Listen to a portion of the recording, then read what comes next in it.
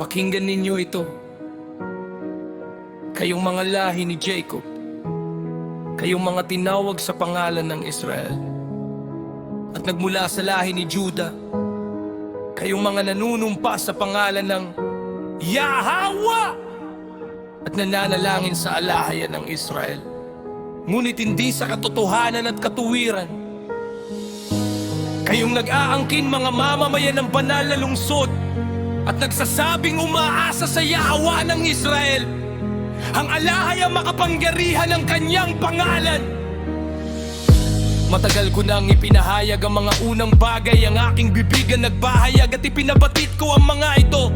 Bigla na lamang ako kumilos at nangyari ang mga ito, sapagkat alam ko kung gaano kayo katigas ang ulo. Ang mga kalamnan ng inueg ay baka lang inyong ay tanso.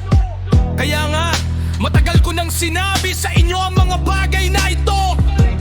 Bago pa mangyari ang mga ito ay inihayag ko sa inyo, upang hindi ninyo masabing ang aking mga Diyos-Diyosan na nagdulot ng mga ito. Ang aking mga imaheng kahoy at Diyos na metal ang nag-utos ng mga ito.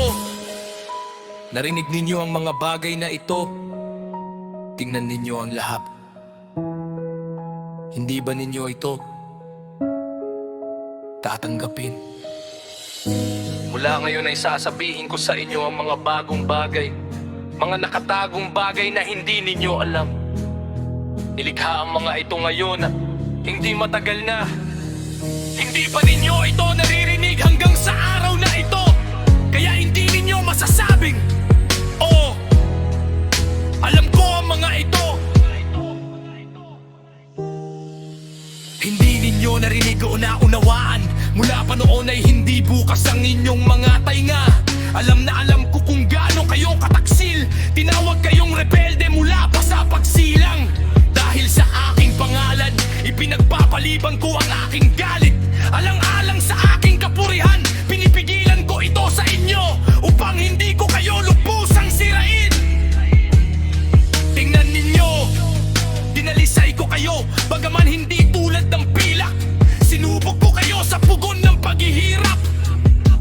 Para sa aking kapakanan, para sa aking kapakanan, ginagawa ko ito. Paano ko hahayaan na mapulaan ang aking pangalan? Hindi ko ibibigay ang aking kaluwalhatian sa iba. Kalayaan ng Israel. Pakinggan ninyo ako, Jacob, Israel na aking tinawag. Ako siya. Ako ang una at ako ang huli. Ang aking sariling kamay ang naglatag ng mga pundasyon ng lupa, at ang aking kanang kamay ang naglaganap sa mga langit. Kapag tinawag ko sila, sila ay tumatayo ng magkakasama. Magtipon kayong lahat at makinig. Alin sa mga Diyos-Diyosan na nagpahayag ng mga bagay na ito ang piniling kakampi ng Yahweh, ang isasagawa ang kanyang layon laban sa Babylonia. Ang kanyang bisig ay laban sa mga taga-Babylonia.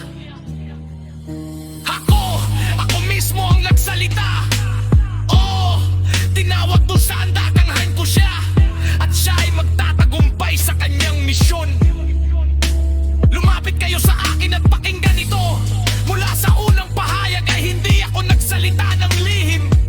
Sa oras na ito'y mangyari, nandoon ako. At ngayon, ang soberanong alahaya ang nagsugo sa akin, binigyan ng kanyang espiritu. Ito ang sinasabi ng Yahweh, ang inyong manunubos, ang banal ng Israel. Ako ang Yahweh na inyong alahaya, na nagtuturo sa inyo kung ano ang pinakamabuti para sa inyo, na nagtuturo sa inyo sa daang dapat ninyong tahakin.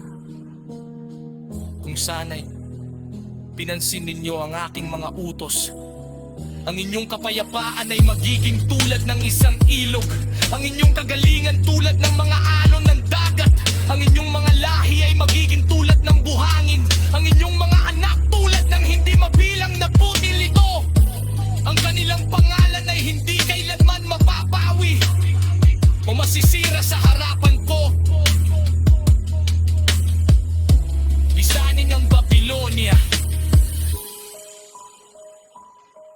ng mga taga-Babylonia. Ipahayag ito ng may malakas na sigawan at ipahayag ito. Ipadala ito hanggang sa mga dulo ng mundo.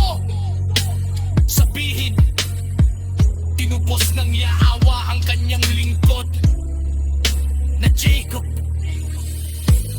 Hindi sila nauhaw nang sila'y kanyang pinatnubayan sa ilang. Pinagawa niya ang tubig na dumaloy para sa kanila mula sa bato. Kanyang biniyak ang bato at bumuhos ang tubig. Walang kapayapaan, sabi ng Yahweh, para sa masasamang